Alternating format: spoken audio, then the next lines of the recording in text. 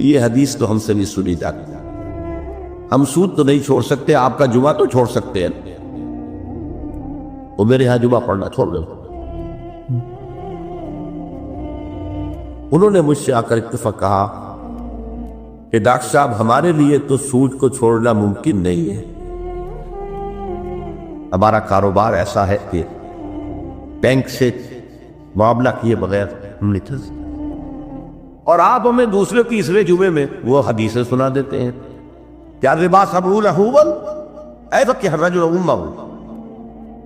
سود کے جرم کے گناہ کے 70 حصے ہیں، کچھ بڑے ہیں کچھ چھوٹے ہیں، سب سے چھوٹا اس کے مساوی ہے کہ تم اپنی کوئی شخص اپنی ماں کے ساتھ جنا کرے۔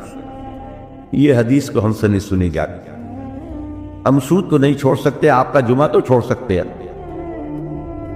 وہ میرے ہاں جمعہ پڑھنا چھوڑ دے۔